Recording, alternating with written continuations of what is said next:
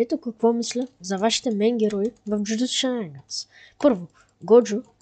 Вие сигурно тъкмо сте почнали играта. И не знаете как да играете с друг герой. Второ, Юджи. Вие може би вече сте по-добър играч и знаете как да правите Block Flash с Юджи.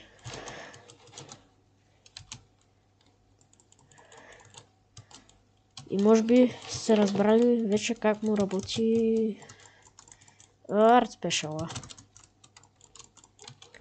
Трето, Лесен Гармат. Хакари.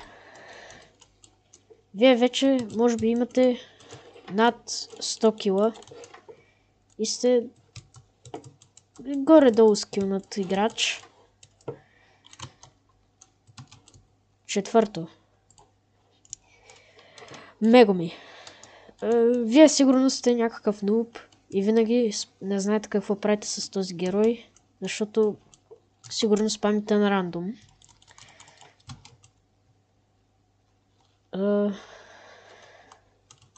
Пето, Махито. Вие сте още един горе-долу скилнат играч. Сигурно имате над 300 кила. И да, това е. Шестия герой, Blood Manipulator.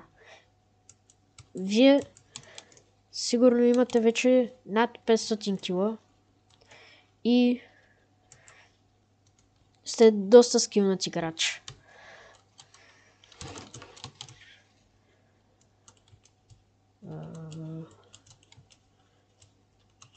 Седмо, Тодо.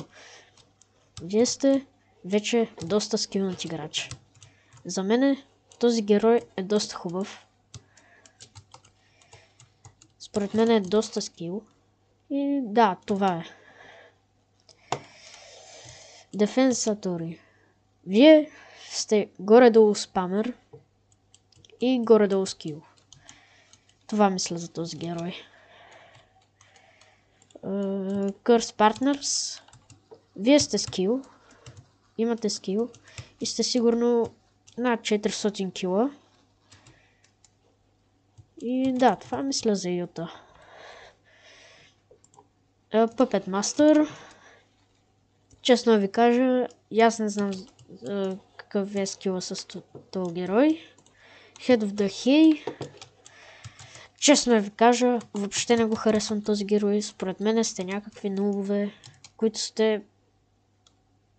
които просто спамите на рандом. Така. Сараймен. Честно ви кажа, този герой, даже и аз не съм го пробвал, така че и аз не знам какъв е. Да, не знам. Честно ви кажа, не знам за този герой нищо. Така че, да. Locust Guy. Според мене, вие сте скилнат и не скилнат. Това означава, че може би сте около 200-250 кила. Според мене, този герой не е много скилнат. Така, Star Rage. Този герой, да ви кажа, може би имате около 400 кила. И за мен е доста скилнат.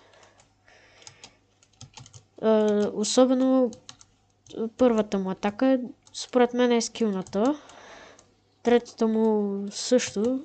Втората му също и третата и четвъртата. Аспарин Мангака. Според мене не знаете на кой свят се намирате. И според мен това е доста спамерски герой. Не знаете. Да. И е доста анскил.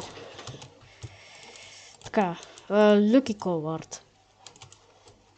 Честно ви кажа, този герой е скилнат. Може би сте около 400 левел с около 400 кила. И да, това е.